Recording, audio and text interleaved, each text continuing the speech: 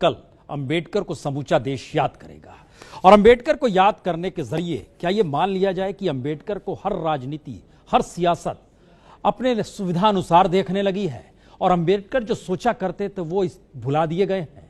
आइए जरा परख लेते हैं, अंबेडकर को राजनीति याद करती है तो कैसे करती है।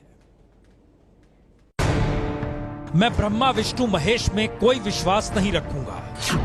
मैं राम और कृष्ण में कोई आस्था नहीं रखूंगा।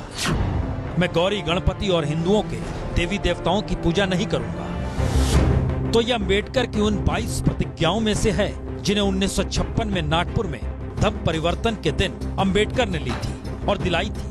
पर यूपी में बीजेपी सरकार ने तय किया कि अब अंबेडकर के नाम के साथ उनके पिताजी का भी नाम जोड़ा जाएगा।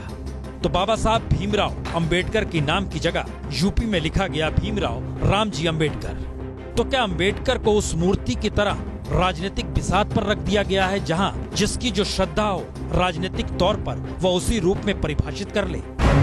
और इसी का एक दूसरा नजारा यह भी है कि कहीं अंबेडकर की मूर्तियों को तोड़ा जा रहा है और राजनीतिक गोटी सेट की जा रही है, तो कहीं मूर्तियां तोड़ ना दी जाए तो पिंजड़े में कैद कर दिया गया है और मूर्तियों की सुरक्षा में पुलिस बैठा दी गई है। यानी अंबेडकर जिन हालातों को चुनौती देते हुए समाज के सबसे निचले पायदान पर खड़े तबके को जुबा दे रहे थे, संघर्ष का पाठ पढ़ा रहे थे, समानता आ जाए इस दिशा में बढ़ना चाहते थे, उसी तबके को और दबाकर अंबेडकर को ही राजनीति ने हड़पना शुरू कर दिया है। 26 मार्च 2016 मेमोरियल के शिलान्यास करते हुए ही मैंने उस दिन कह दिया था कि 2018 में बाबा साहब की जन्म जयंती के पहले ही मैं इसका लोकार्पण करना चाहूंगा। क्योंकि सियासत के पायदान पर चढ़ने के लिए अंबेडकर को साथ रखना जरूरी है। तो आइए हम आपको नजारा दिखाते हैं अंबेडकर की पहचान समेटे नागपुर और महू की। बाबा साहेब अंबेडकर का स्मारक महू के कालीपैटन इलाके में है। कालीपैटन इलाके में आप देख सकते हैं वो ऐसा घर हुआ करता था जहां पे बाबा साहब अंबेडकर के पिताजी सूबेदार रामपाल शकपाल का घर था ये, जहां पर 14 अप्रैल 1891 को बाबा साहब का जन्म हुआ था। और उसके बाद बाबा साहब की जितने अनुयायी थे और पूरे देश की इच्छा थी कि यहाँ पे एक भव्य स्मारक बनना चाहिए, तो उसके लिए स्मारक बनाने की पहल शुरू हुई। 1991 में यहाँ पर उसका भूमि पूजन हुआ और 2008 में ये स्मारक बनकर पूर्ण हुआ। डॉक्टर बाबा साहेब आम्बेडकर के अनुयायियों के लिए दीक्षा भूमि सबसे ज़्यादा महत्वपूर्ण स्थान है। वर्ष के अलग अलग मौक़ों पर यहाँ हजारों नहीं बल्कि लाखों लोग पहुँचते हैं। सबसे ज़्यादा भीड़ धम्म चक्र प्रवर्तन दिन यानी कि अशोक विजयादशमी के दिन होती है। इसके अलावा 14 अप्रैल यानी कि डॉक्टर बाबा साहेब आम्बेडकर की जयंती के दिन भी यहाँ सिर्फ महाराष्ट्र ही नहीं बल्कि देश के अलग अलग कोनों से लोग पहुँचते हैं।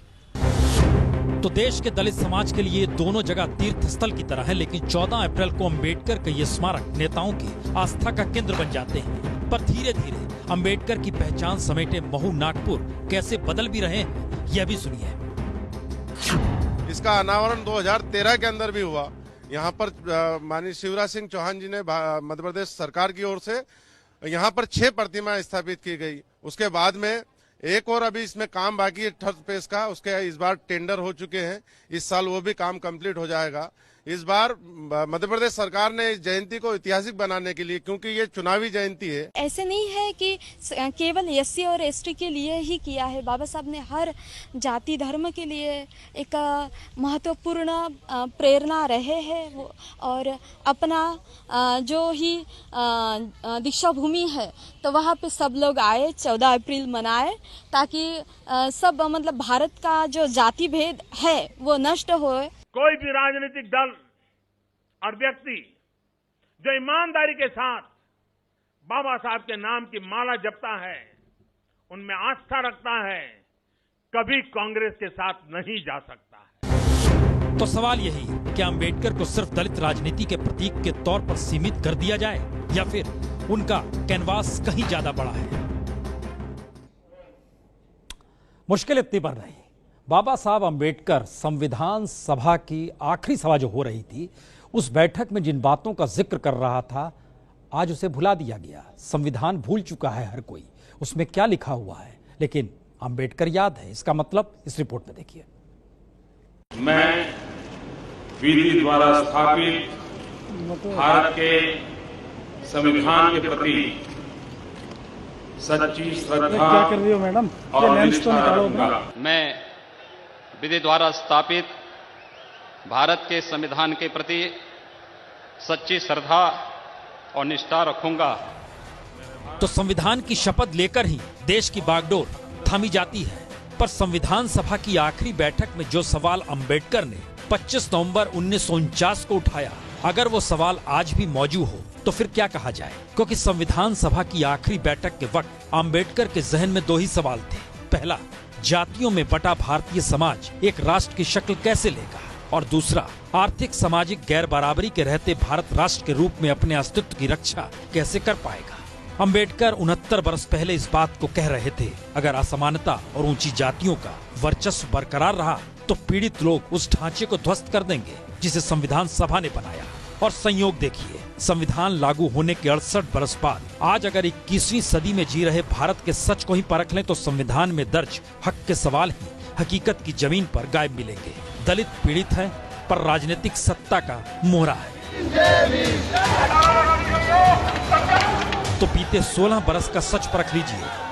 2001 से 2016 तक देश भर में 5,42,946 दलित उत्पीड़न के मामले दर्ज किए गए और इसमें सिर्फ यूपी में 1,10,440 मामले दर्ज हुए। यानी 21वीं सदी में बीते 16 बरस में दलित उत्पीड़न का अगर औसत ही निकाल लीजिए तो सच यही, हर 15वें मिनट दलित उत्पीड़न का एक मामला दर्ज होता है। और जिस राज्य में दलित को वोट बैंक बनाकर हर नेता पार्टी खुद को अंबेडकर का हिमायती बताते हुए दलित हित की बात कर रहा हो, उस यूपी का सच यह है, हर घंटे दलित उत्पीड़न की शिकायत थाने में पहुंची जाती है। तो ऐसे में कल शहर दर शहर अंबेडकर की मूर्तियों पर माला चढ़ाकर प्रेरणा दिवस मनाने की बात होगी। यानी संविधान ताक पर रखकर अंबेडकर की चेतावनियों को अनसुना करते हुए सियासत कैसे की जा सकती है, इसका नजारा कल फिर सामने आएगा। हर खबर की लेंगे खबर मास्टर स्ट्रोक में रात 9 बजे।